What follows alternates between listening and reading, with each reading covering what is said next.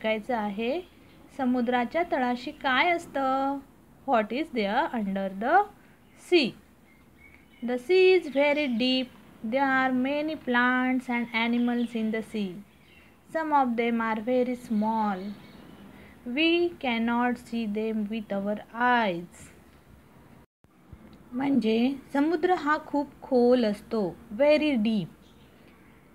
तिथे खूप सगळे प्लांट्स आणि ॲनिमल्स असतात, म्हणजे वनस्पती आणि प्राणी ह्या समुद्राच्या तळाशी असतात. Some of them are very small. We cannot see them with our eyes.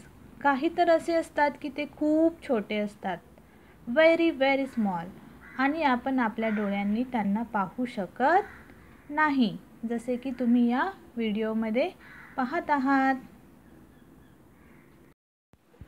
There are fishes, turtles and many strange and beautiful animals in the sea. The largest of all animals is the blue whale. It lives in the sea. या समुद्रामध्ये खूप सगळे fishes असतात, turtles म्हणजे कासव असतात, आणि many strange आणि ब्युटिफुल ॲनिमल्स म्हणजे स्ट्रेंज म्हणजे खूप ताकदवान किंवा भयानक आणि खूप सुंदरसुद्धा ॲनिमल्स असतात. आणि जगातला सर्वात मोठा ॲनिमल आहे तो ब्ल्यू व्हेल. हा सुद्धा या समुद्राच्या तळाशीच राहतो किंवा समुद्रामध्येच राहतो. बघा, हा ब्ल्यू व्हेल हा एक प्रकारचा मासा असतो, आणि हा टर्टल म्हणजे कासव. There are many different types of plants in the sea. In some places there are so many plants that it is like an underwater forest. तर या समुद्रामध्ये आणखी काय असतं, तर खूप प्रकारचे असे डिफरंट टाइप्स ऑफ प्लांट्स असतात, खूप प्रकारच्या वनस्पती असतात. आणि काही ठिकाणी इन सम प्लेसेस तिथे असं वाटतं की ह्या पाण्याखाली एक जंगलच तयार झालेलं आहे, under water forest.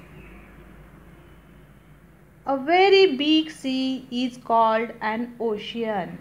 If we go deep down in the ocean, there is no sunlight. It is dark and quiet. ह्या वनस्पतींच्या बरोबरच ह्या समुद्राच्या तळाशी खूप खूप खोलवर खूप असा डार्क प्लेस असतो, म्हणजे अंधारसारखा असतो, आणि तिथे सनलाईटसुद्धा पोहोचू शकत नाही.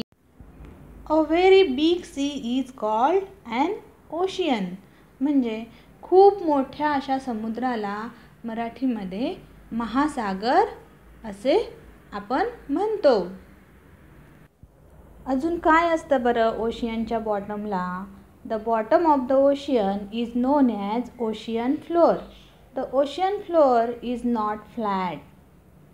Just as we see mountains and valleys and plains on land, there are mountains and plains and also deep trenches in the ocean floor.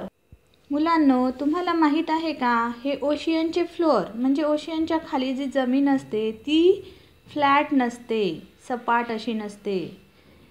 तिकडे सुद्धा माउंटन्स, व्हॅलीज, प्लेन्स म्हणजे डोंगर, दऱ्या आणि मैदानं असतात, जसे की आपण जमिनीवर पाहतो. समुद्राच्या तळाशी सुद्धा अशाच प्रकारचे डोंगर, सपाट असा काही भाग आणि खूप खोल अशा दऱ्यासुद्धा असतात. When the top of such a mountain rises out of ocean water, it forms an island.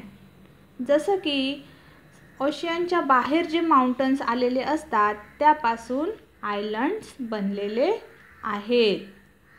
You can see these things in your textbook also on page number 37.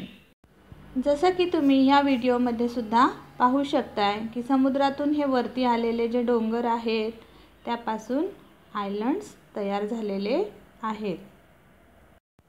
I hope you understand this lesson. तुम्हाला हा धडा समजला असेल तर आता तुम्ही घरी homework करायचा आहे. Draw a picture of sky and write the names of the things you show in the picture. तुम्ही स्कायचं एक ड्रॉइंग करायचं आहे आणि ते स्कायमध्ये तुम्ही कोणते कोणते थिंग्स दाखवलेले आहेत, कोणत्या कोणत्या गोष्टी दाखवलेल्या आहेत त्याला नावं द्यायची आहेत. थँक्यू.